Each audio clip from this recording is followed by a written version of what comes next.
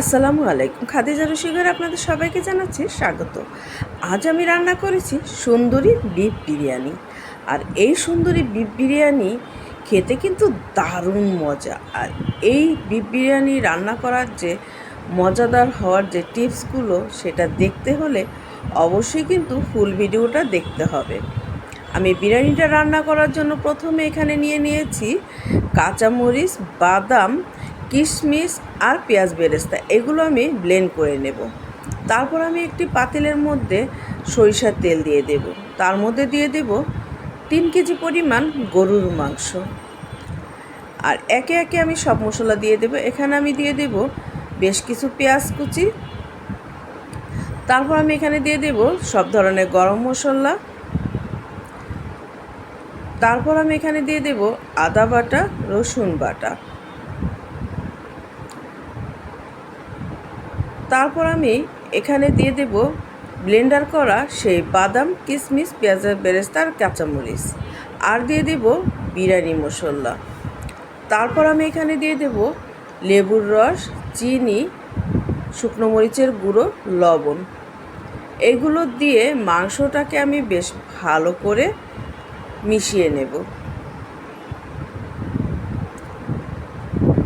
ভালো করে মেশানো হয়ে গেলে তারপর আমি এর মধ্যে দিয়ে দেব ঘন করে রাখা তরল দুধ।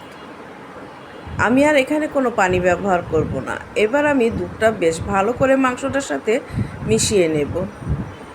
মেশানো হয়ে গেলে তারপর আমি ঢেকে দেব। ঢেকে আমি মাংসটাকে খুব সুন্দর করে ভুনা করে নেব।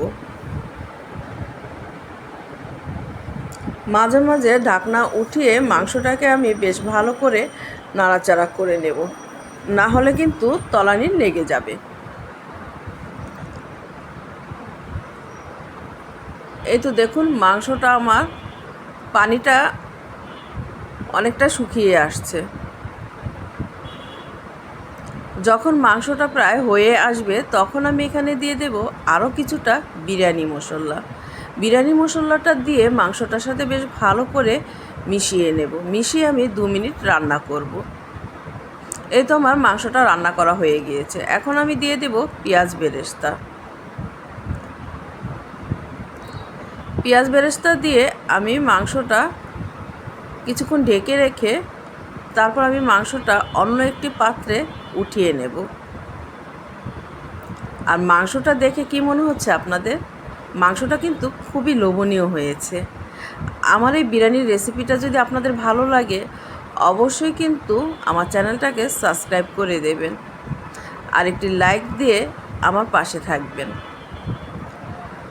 মাংসটা আমি উঠিয়ে নিয়ে নেওয়ার পর তারপর যে মশলাটা থাকবে তার মধ্যে আমি দিয়ে দেব 1.5 কেজি পরিমাণ পোলাওয়ের চাল। পোলাওর চাল আমি খুব ভালো করে মশলাটার সাথে ভেজে নেব। আর এখানে আমি দিয়ে দেব পরিমাণ মতো লবণ। লবণটা দিয়ে আমি খুব সুন্দর করে পোলাওর চালটা ভেজে নেব। পোলাওর চালটা ভাজা হয়ে গেলে তারপর আমি এখানে দিয়ে দেব পরিমাণ মতো গরম পানি। তারপর আমি এখানে দিয়ে দেব লেবুর রস, দিয়ে দেব চিনি। তারপর আমি এখানে দিয়ে দেব ঘন করে রাখা তরল দুধ। আর এখানে আমি দিয়ে দিচ্ছি কিছুটা মটরশুঁটি। এটা অপশনাল, আপনারা ইচ্ছা করলে দিতে পারেন, না হলে নাও দিতে পারেন। তারপর আমি এখানে দিয়ে দেব বেশ কিছু কাঁচামরিচ আর দিয়ে দেব আলু। তারপর দিয়ে দেব রান্না করা গরুর মাংস দিয়ে আমি পোলাও চালটার সাথে খুব ভালো করে মিশিয়ে নেব। এই তো আমার বিরিয়ানিটা প্রায় হয়ে এসেছে। এখন আমি এখানে দিয়ে দেব জর্দার রং। আর এই রংটা দেওয়ার ফলে পোলাওটা দেখতে খুবই সুন্দর হয়। এই জন্য এর নামটা হয়েছে সুন্দরী বিরিয়ানি। তারপর আমি এখানে দিয়ে দেব পেঁয়াজ বেরেস্তা আর দিয়ে দিয়েছি ঘি। দেখুন বিরিয়ানিটা দেখতে কতটা ঝরঝরে হয়েছে আর কতটা লোভনীয় হয়েছে। আলহামদুলিল্লাহ, খেতেও কিন্তু দুর্দান্ত হয়েছিল।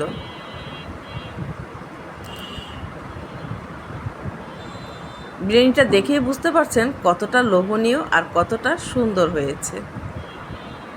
ধন্যবাদ সবাইকে। আল্লাহ হাফেজ।